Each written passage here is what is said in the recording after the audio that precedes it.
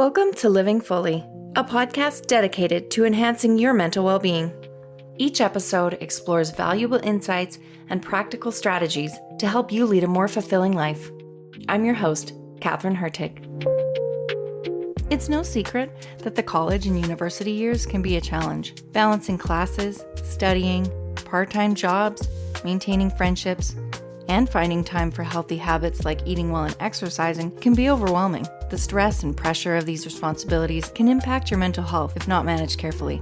In this episode, I talk with psychologist Joel Zimmerman about what post-secondary life is really like and how to handle it. We'll cover common stressors like managing money and balancing school, work, and personal life. Joel will share some practical tips for managing stress and time and explain how a growth mindset can help build your resilience when facing challenges.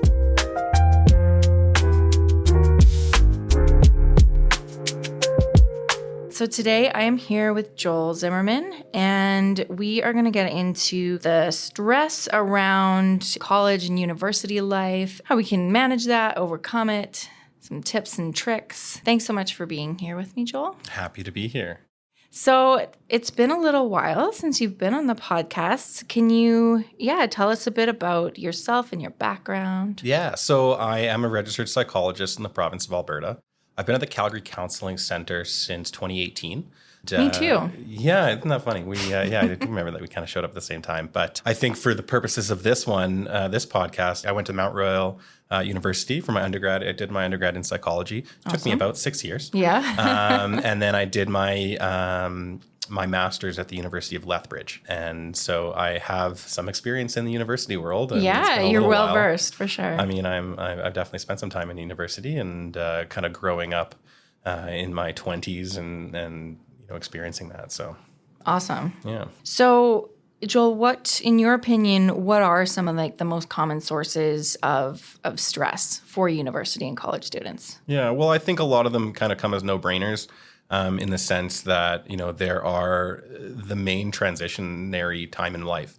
When you're coming into university, there are a lot of things that are changing in your life. Yeah. Your social life is changing. Potentially where you live is changing for the first time.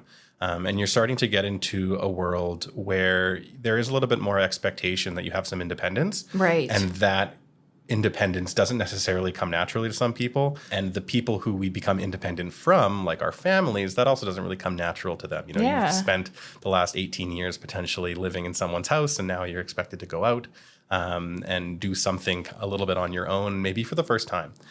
So I think there are a lot of factors that can make university life and that time of life really successful for people and a really beneficial time and a really, prosperous time.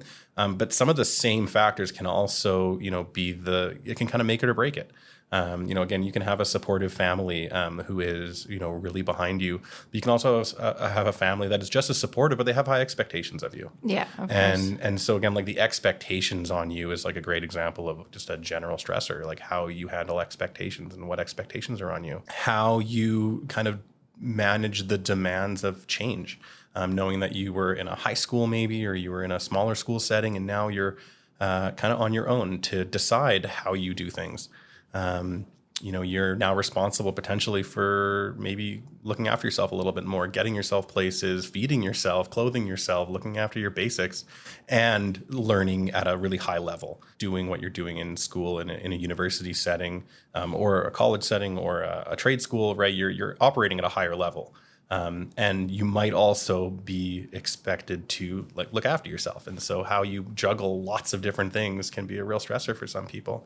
When you put it like that, that sounds like a lot of change all at once. Yeah. So I think for anyone that could be a bit overwhelming. Yeah, absolutely. And I mean, it's not that is the stressor, right? Because that's something that people really thrive in. That's something that here's this opportunity for me to decide what I do with my day, essentially. And for some people, that's really freeing, that's really liberating, that's really exciting. And sometimes that is overwhelming. And that is, it's hard to focus on one of those things. And again, when one of them also is, an academic setting where maybe you invested time, you invested money, you worked really hard to get where you are. People are kind of relying on you maybe. Maybe you're somebody who is a first time in your family. You're the first person who's, seeking secondary education. There might be a lot riding on you to go and become successful. So the external pressures, I think, are one of the main things. But again, it's like this, people come into university or people come into this time in their life. And I don't just want to say university, because I think it is also just like a time of life, where you're a stage of life where you're launching, if you will. You're getting out and you're experiencing something new. Yeah, there's a lot that can make it or break it. And there's a lot of people who can really do a lot of success in that, and a lot of challenge that can come from that. And I think it's about your mindset, right? I remember a conversation we had a few years ago about good stress. Yeah. And I think a lot of this can kind of fit into that category. Like, yes, these changes might be stressful, but you're growing from all of that, like that new independence and the kind of autonomy you have when you're in university. It's a learning opportunity. It is a time for experimentation and learning, and in more than just the classroom setting. Totally. And so that's something that is hard to, again, kind of wrap our heads around sometimes.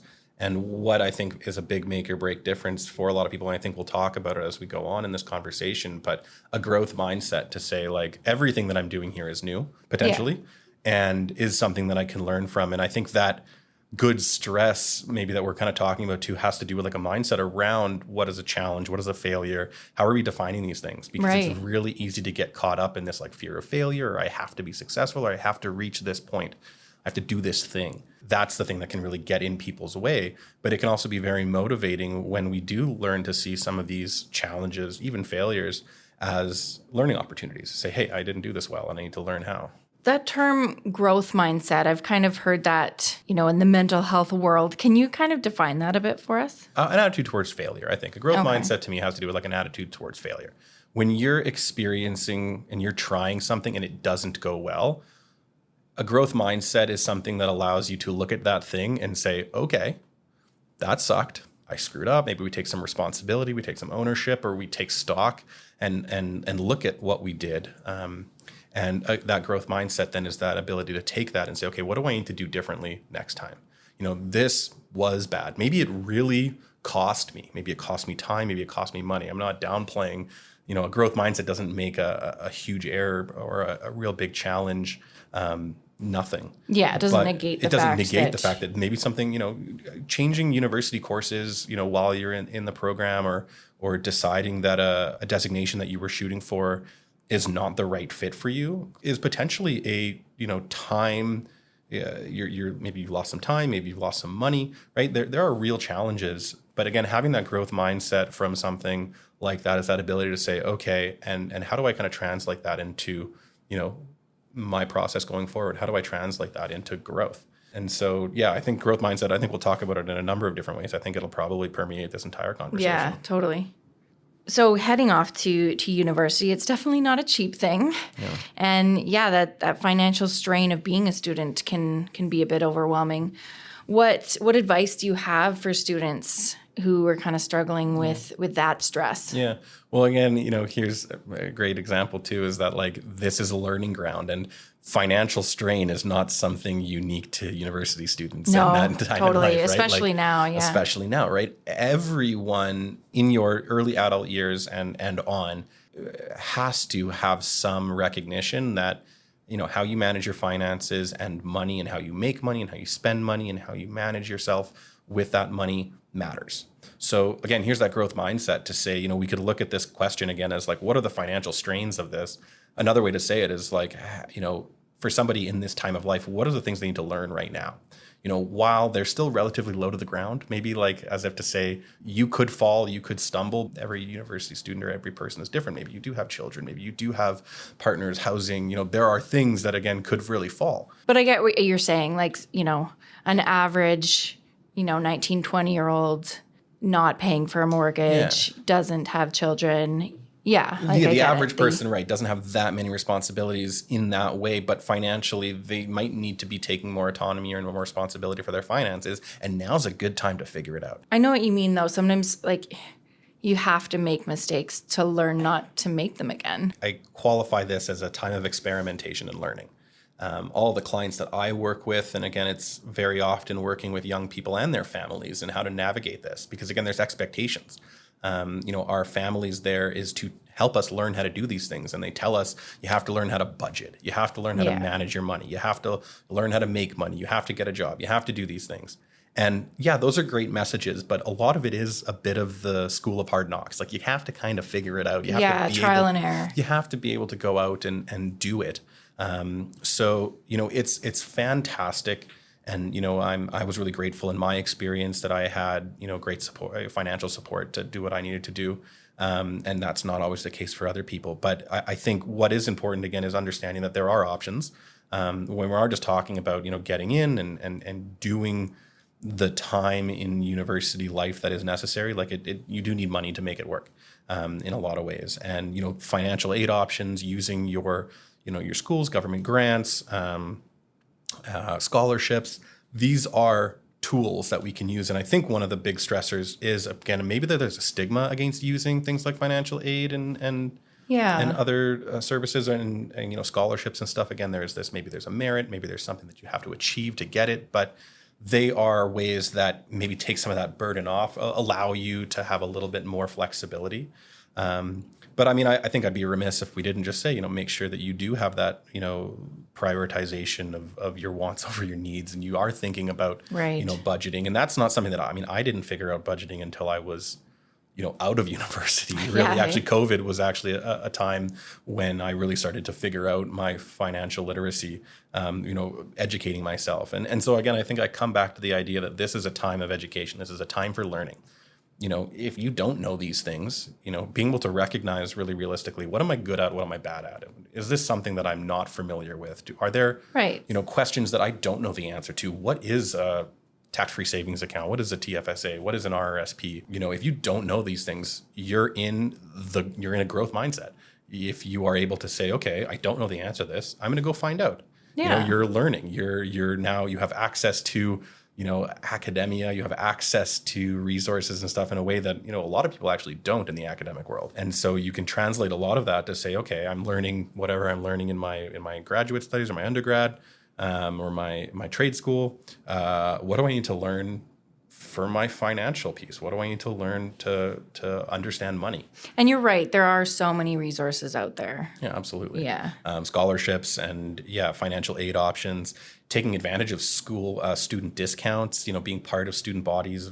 I know in Calgary, there are a couple, different, there's radio stations that offer memberships and stuff that you can pledge money to that will, give you discounts around the city and stuff like that. So being a student is a great thing. If you have your student ID, you can probably get a student discount in a lot of places and take advantage of that. Yeah. Being able to kind of just have a realistic expectation for yourself and realistic discussions with the people around you about what your needs are. I think is important. So kind of on that, I mean, if you're a student who does kind of have to pay their own way, there's a balance. There's, attending class and all the work that goes in there. There might be a job, personal obligations.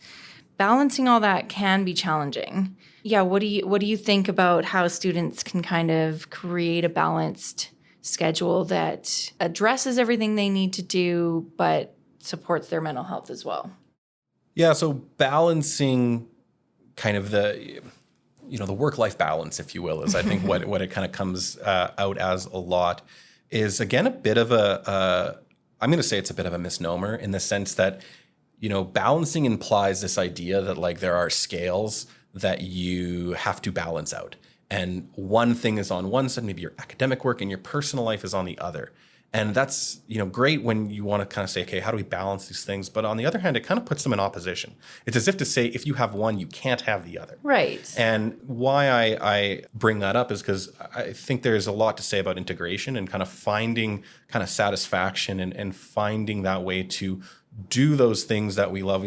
Academia is really important, and how you study, how you attend your classes, how you give time for your assignments. Obviously, when people are thinking about balancing out their time, they're thinking about, okay, I have to, use time blocking. I have to schedule these things.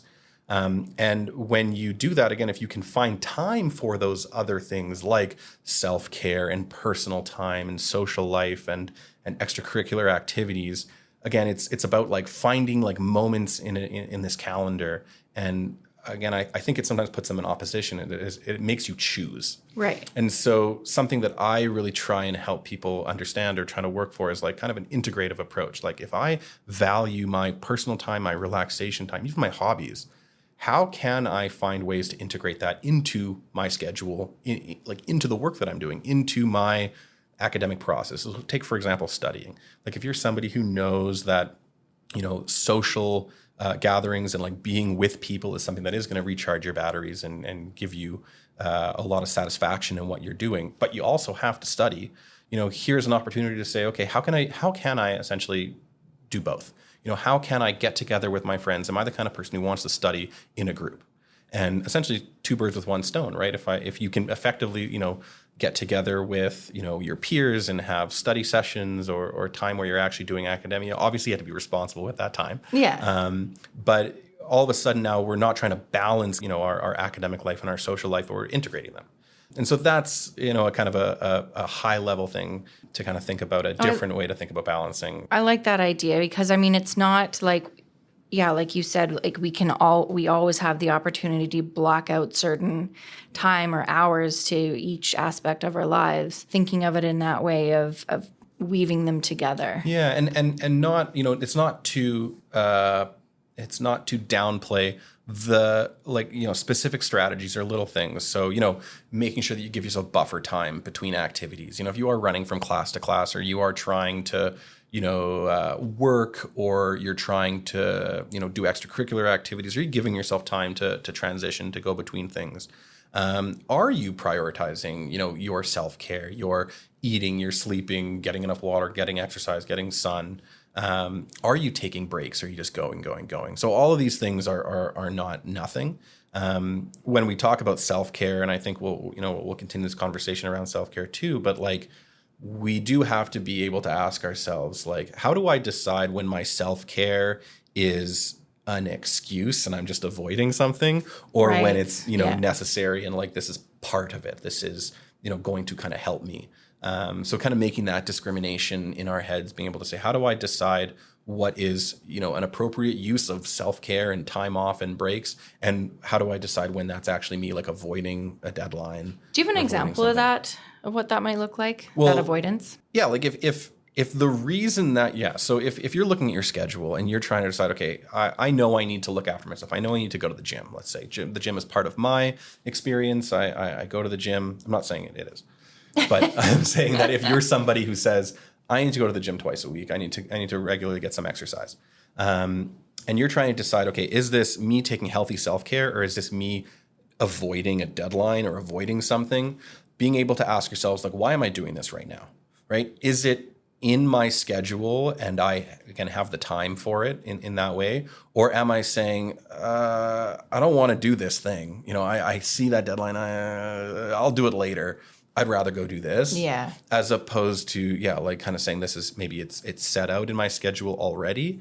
Or again, it's something that you're able to say, like I'm doing this because it's actually going to help me do that later, or it's going to help me, do that thing, as opposed to kind of avoiding it. That makes sense. And then I think being realistic about yourself, prioritizing whatever it is that you're doing, setting realistic goals for your academic work, your time, but also your personal life. And being realistic about that is also about reviewing and adjusting. Like looking at what you're doing, taking a semester and, if you have some things that are working for you, that's great. But not being afraid to and actually taking the responsibility to look at your semester, look at a couple of weeks, look at a couple of months and go, okay, how did that go? Was I effective? What actually does need to be changed? Does my self-care routine, does how I look after myself, does how I go shopping for food and cooking for food and buying food, spending time with friends and my social life, my extracurriculars, is that something that's working for me, or is it getting in the way? And not being afraid to adjust. Again, let's go back to growth mindset. Yeah. Looking at something going, that's not working. And then being able to say, okay, what can I tweak? As opposed to saying, no, like this is how I have to do. I was told to budget time. I was told to. Right. You don't have to be that rigid in your thinking. Exactly. Yeah. And that, again, that comes to, even people who are really good at focusing and bearing down on the academics. They have their study schedule and their work schedule and, really, really hashed out. But if they aren't satisfied or it is getting in the way, not holding on to that so rigidly. So speaking of self-care, are there unique self-care practices that you think apply to students? And I think that university again and this time again is highly variable because there's lots of different ways that you're going to experience your university career. Right. Maybe you're on campus living in a city that's not your home city. Maybe you are living off campus in your home city. Maybe you're, so there's lots of different ways that this can look. So it's hard to kind of say a blanket kind of statement around this, but Of course, yeah. but campus life, it again also depends on the school. But what is unique about, this time is that there is a concentration of like-minded people or potentially like-staged people. Again, different universities, different people. But I think one of the kind of, I don't necessarily want to call it self-care, but one of the things that students can take advantage of is taking advantage of campus life as best as they can. Whether that's, a club or a group or a facility on campus where people are going to be or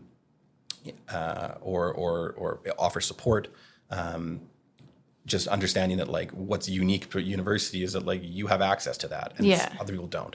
I think that's the most kind of, specific thing I could say. But, most campuses have a gym. Most campuses have, quiet study space, for different types of people. And so, again, taking advantage of what resources you have available to you. So that might also just go to, again, your ability to go and suss out these resources. Are you able to go and find what's on there? Well, and like you said about clubs, that's another really cool part of it is that you can really find your people. I remember Club Week at U of C, University of Calgary. Yeah, there's, groups for every kind of interest. Yeah, and again, I think that I don't want to overemphasize the importance of social connection, although it is important. I just know that some people also find a lot of comfort or benefit from less social activities, but still engaging. Yeah. Me particular, I am that kind of person who does get a lot from the social activities, and that is something that really recharges my batteries. But I think, again, I just come back to the idea that this is a time where you have access to, peoples and services that not everybody has access to. So another thing on self-care that you had kind of brought up earlier that's important to emphasize, and correct me if I'm wrong, it's I remember being in university and your time is a little more, you don't have as much of it because there's classes, homework, you might need a job. So you kind of have to be really intentional about self-care. So like you said, even the basics for sure. Yeah. Finding time to make sure that you're eating and hydrating and at least getting some movement and prioritizing sleep. I think that kind of stuff is important for students. When people are giving advice around these things, or even us sitting here having this conversation, it is so easy to kind of get caught up in our own experience. Because listening to you talk about, how maybe you experienced it. I actually found my first couple of years of university very freeing. I had a lot of free time. Did you? Yeah. Not that I say I definitely had a job. I definitely had, maybe my course load at times was different. Sometimes it was lighter. Sometimes it was heavier. And, you made those tweaks. But yeah, I think being intentional and being mindful, I think is the main thing. You could squander a lot of time, but people are going to also be really, really apt to give you advice about how you should be managing that time. Here we are sitting kind of doing that. Yeah, that's the thing around any kind of advice that, we're giving on this podcast is it is really individualized and you kind of have to figure out what works for you. Yeah. And again, I would hate to paint a gloom and doom picture to say all university students are stressed out and there's all these stressors, because there are, so I did pull some stats. So in Canada by 2019, according to the Canadian Association of Colleges and University Student Services, 60% of students reported feeling overwhelmed and anxiety in this time. In a lot of ways, knowing that there are so many important things that somebody should be doing, like self-care, it's a thing that people are going to say hey, are you looking after yourself or whatever. But again, it's the balance of that is that, again, you can find a lot of satisfaction in university because there are so many great opportunities. So the balance of that, a national survey of student engagement 82% of Canadian university students rated their overall education experience as excellent or good.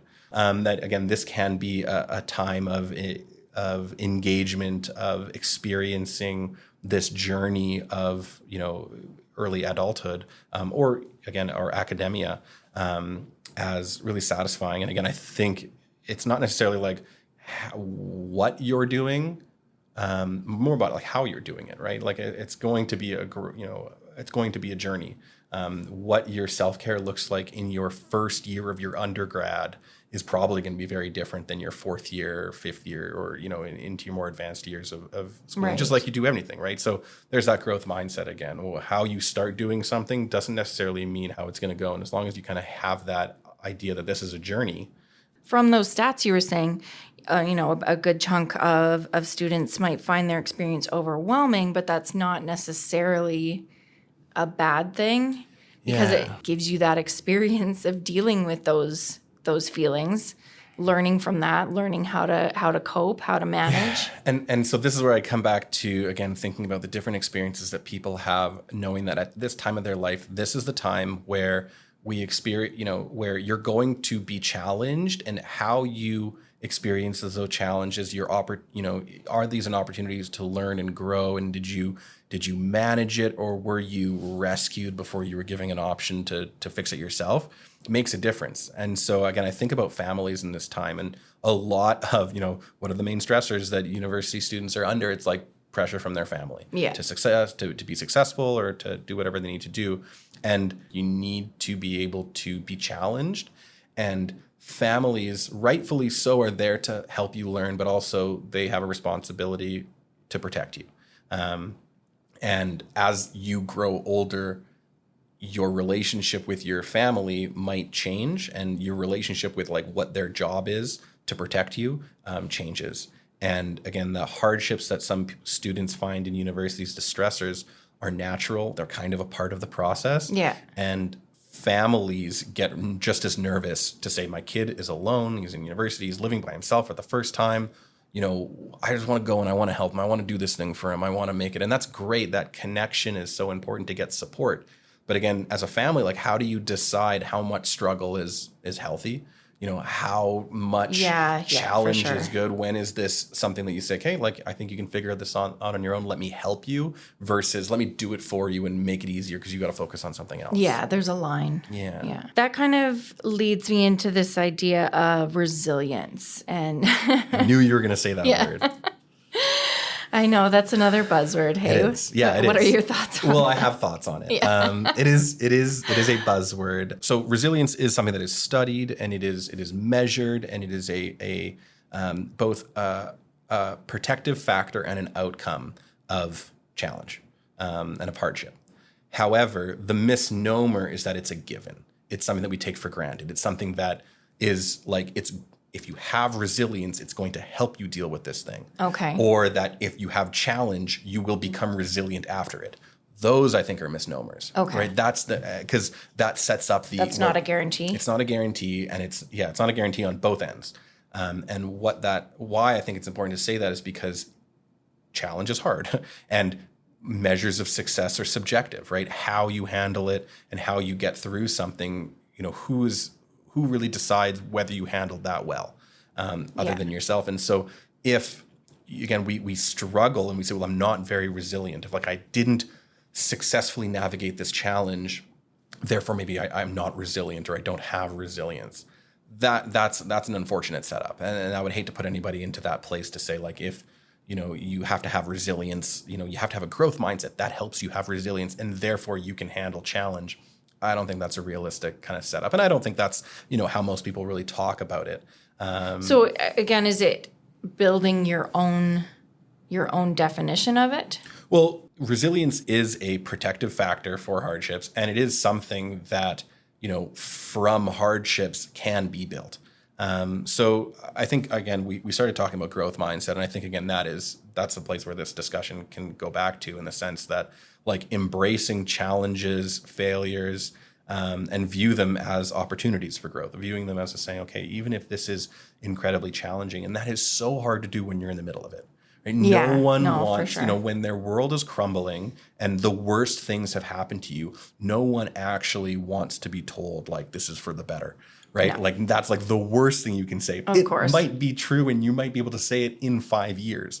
But again, that growth mindset is what might allow you to step back a little bit and see that path, right? When we're in hardship, when we're in struggle, it's really hard to get out of the here and now and kind of remember that we have a whole life to live, in a sense, or like there's more here, and we get really focused on kind of the here and now. How do you kind of explain to your clients the idea of the growth mindset, but at the same time validating the hardship, validating the challenge?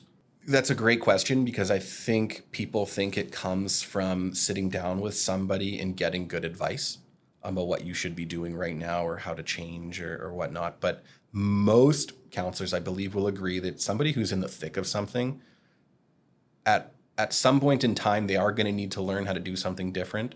But in the meantime, they're probably just going to need someone to help them kind of be where they are, kind of, to validate, to listen, and to not necessarily pressure them to do something different or change, because again, that sets up that what I'm doing right now isn't enough or Yeah. not good enough. So, I think most counselors, to some degree, when they are working with somebody who is experiencing a traditional hardship or something that's really challenging for them, the first thing they're going to do is not offer them advice. The first thing they're going to do is to sit with them and try to understand what this is like for that person. And so again, for an individual to even do that for themselves, it's understanding like, what does this mean for me right now? What is kind of going on? Am I being unrealistically rigid? Am I kind of not embracing, these challenges or maybe even my imperfections? Am I not allowing myself to be imperfect? Perfection kind of comes up here a lot. Being grateful for what you have, gratitude. Again, not something that somebody wants to hear, when they're in the thick of it. Nobody wants to hear, well, at least you have a roof over your head, or at least you have, so again, we don't necessarily want these. But at the same time, it's true, right? You have to be able to sit down and say, okay, this is hard. This is challenging. I have lost something. But that ability to turn and focus on what we do have, again, these are all internal skills that, most people, can absolutely access or learn to access. And I think in university, absolutely, this is a time where you are going to be tested and where you might have that concern that if you don't succeed here, it's going to get worse.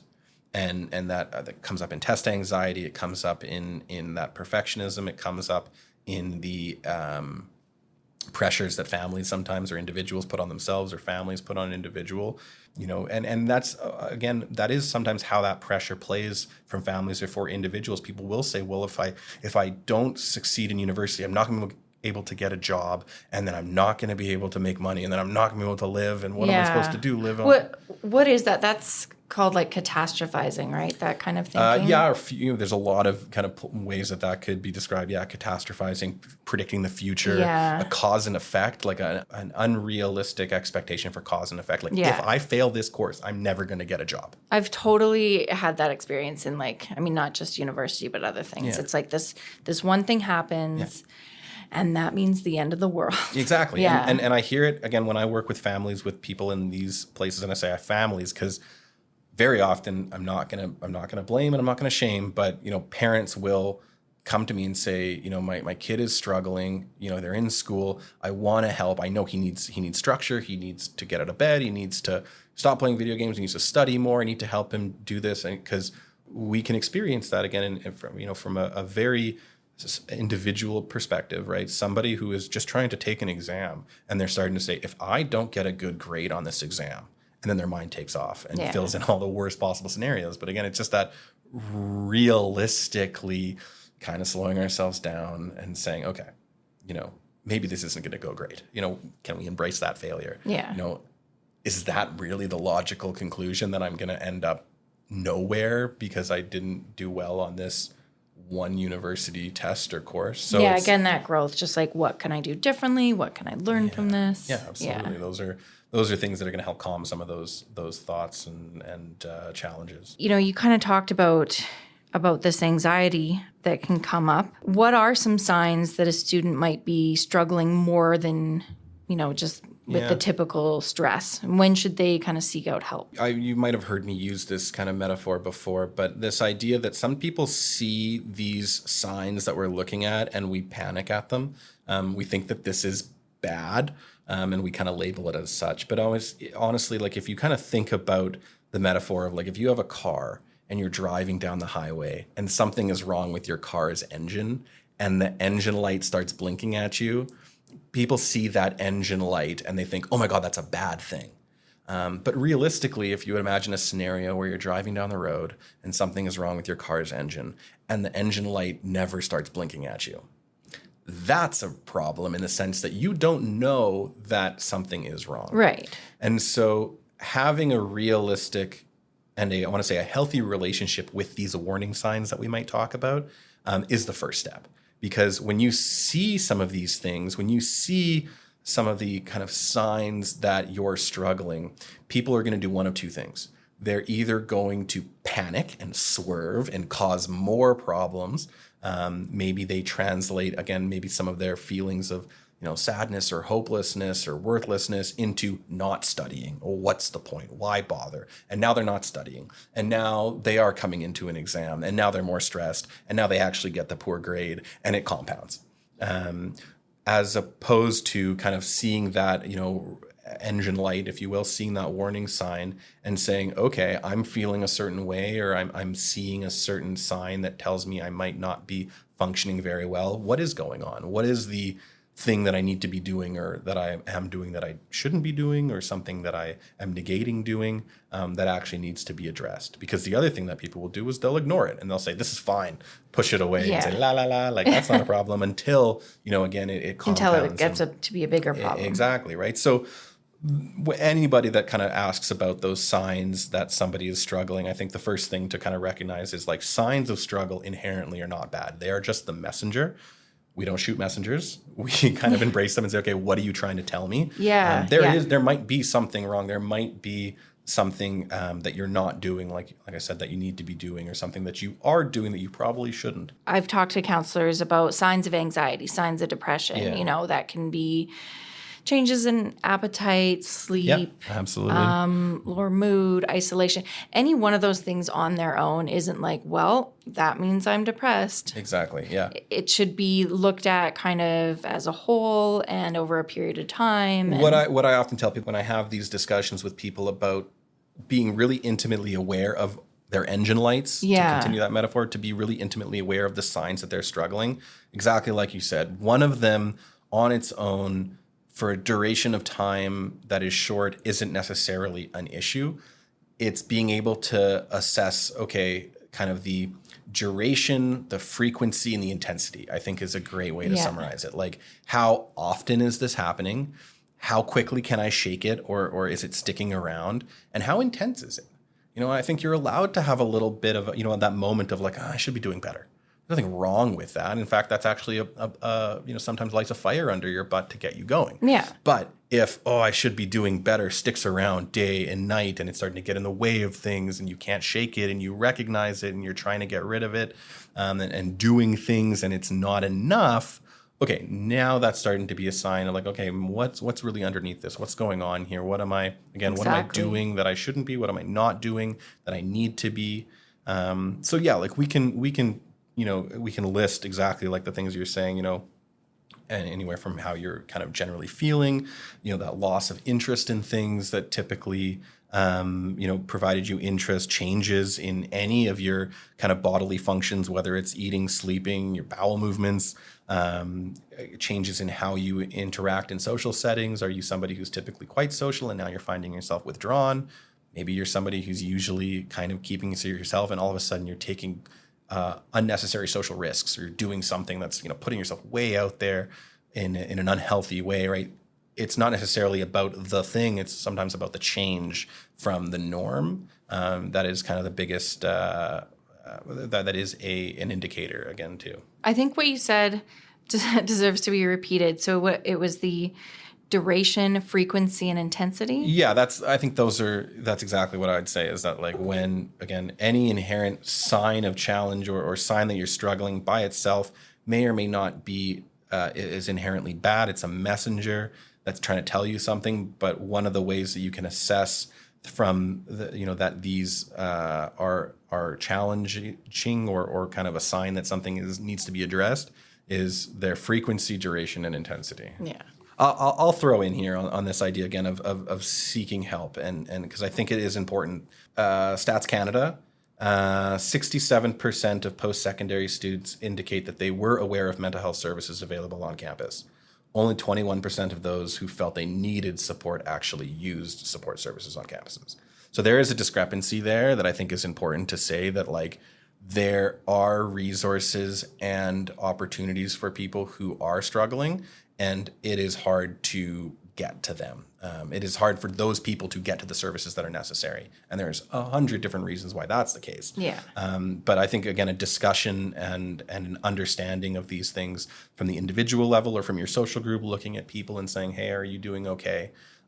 Is just a number one step to, reducing that number or the gap, and knowing that there are services like ourselves, and every campus has some sort of mental health service that is accessible.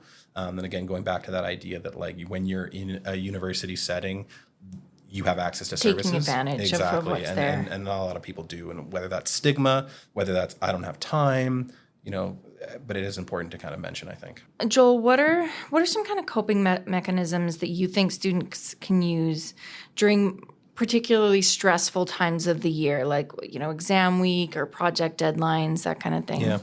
Every student is probably going to hear some version of prioritization. But again, being realistic with your time and getting ahead of things. So I think when, the university life is really broken down, there are cycles to it. There are exam periods, and you do get a syllabus that is going to tell you when the hot button things are. And I think the best thing that anybody can do is get ahead of those things. I'm not saying you have to build a schedule that tells you when you study, but knowing that you have an important deadline at some point in time and making good note of that, I think makes a big difference.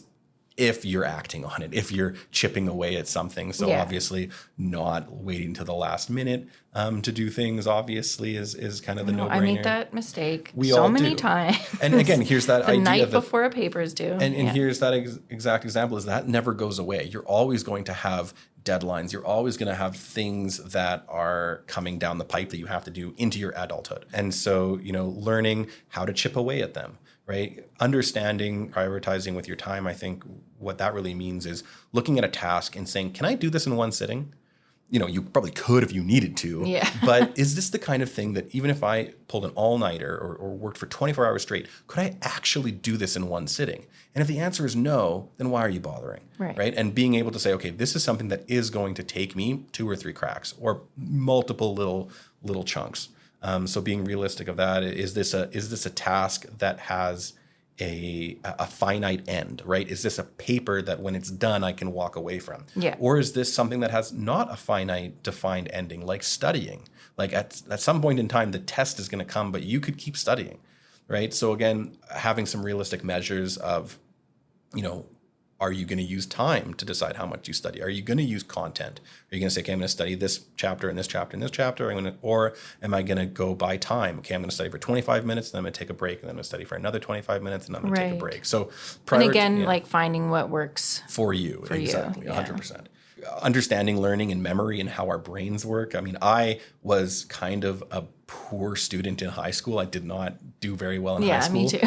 And then I did a degree in psychology, again, something that was very interesting to me. And so I started to kind of have a little bit more motivation to do the work. But what I was learning about was, how does the brain work? How does studying work? And so I was it was this meta processes of understanding, like, the brain does need time to process what you're doing. So if you are studying, taking breaks, sleeping during those breaks, or doing mentally, relaxing activities, something that allows your brain to process what you're doing. Sleep is the number one thing. Totally. So if you can study in chunks and take little naps in between, that is probably one of the best ways that you can just study. How can students kind of stay motivated and focused throughout their time, especially if they start to feel burnt out? Absolutely. And again, this is kind of one of those misnomers, is that I think it's unrealistic to expect that you will be motivated the entire time and that you will be gung-ho and excited the entire time. The reality of it is that motivation and intention waxes and wanes. And the people who have, I'm going to say, a growth mindset, or the ones who recognize that you can go with those flows and not be so rigid in an appropriate way, are ones that you're going to be able to have a slightly more successful time, in that it's not super pressure. You're able to say, okay, I'm not super motivated to do this today. And that's okay. Yeah. I still might need to get it done. But the fact that I'm unmotivated to do it doesn't say anything wrong. There's one of those engine lights, right? Yeah. People see I'm not motivated to do this thing and they panic and they say, I must be on the wrong course, or I must be doing something wrong. And then they don't do the thing. Motivation is actually one of those things that people think they need to do the thing, but it's very often the opposite. That's what I've heard. And I totally agree with that. How it's like, it's not the motivation comes and then, then you do the feel, thing. yeah. You do the thing.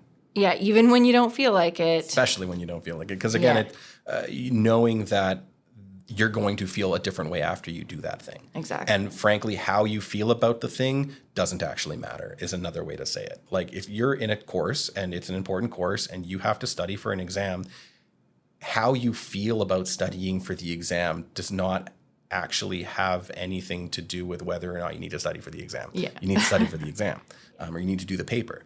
So, motivation is that thing to say, do I really need it to do this thing, or can I do it regardless? Embracing those imperfections, embracing those challenges. I'll tack on to, again, understanding that sometimes there is an end goal here.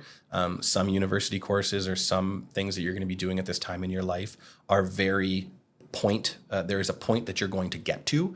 And that path is very clear, and that makes doing things a little bit more simple sometimes. Right. Whereas sometimes you can see the end. You can see the end goal. Where sometimes some programs or some things that you're going to be doing have a more diffuse end game. You don't actually know what you're going to do with this, and neither of those is better than the other. But again, it's just understanding that is something that you might experience. You might be able to say, I know exactly where I'm going, and you might be wrong, or you might not know. Or you might be in a process of like, this is a journey. I don't exactly know where it's going to, get me, but that's not a problem. This is what I need to be doing right now anyway. Any last thoughts, Joel? Anything you want to leave our listeners with about stress and the school experience? I'll go back to kind of where this discussion started by saying that, this is a time where people have an opportunity to find a lot of themselves, to find their people, to find a lot of what they know will be successful for them, and how they work.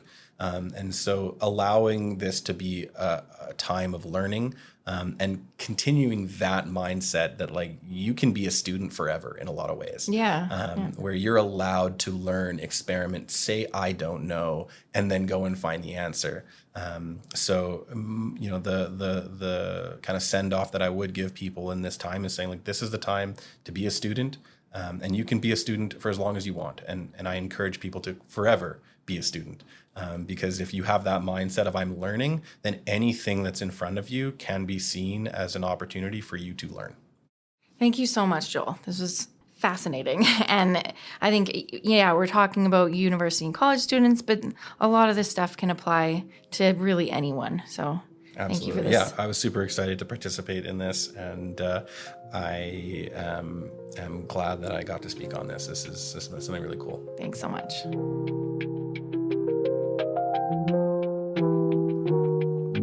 You've been listening to Living Fully. Thank you for tuning in. This episode was produced by Gus Hunt, Nick Here, Louisa Campos, Jana Forbes, and by me, Catherine Hertig. A special thanks to Joel Zimmerman. To stay up to date on our latest episodes, be sure to subscribe. We're available in your favorite podcast app. Living Fully is a production of Calgary Counseling Centre and recorded in Calgary on Treaty 7 territory. Living Fully podcast is not a substitute or alternative for professional care or treatment. Calgary Counseling Centre and Counseling Alberta provide effective counseling for anyone in Alberta with no waitlist and no financial barriers. Find us online at calgarycounseling.com or counselingalberta.com. For help across Canada and the United States, call 211. If you are outside of Canada and the US, seek help from your general medical practitioner.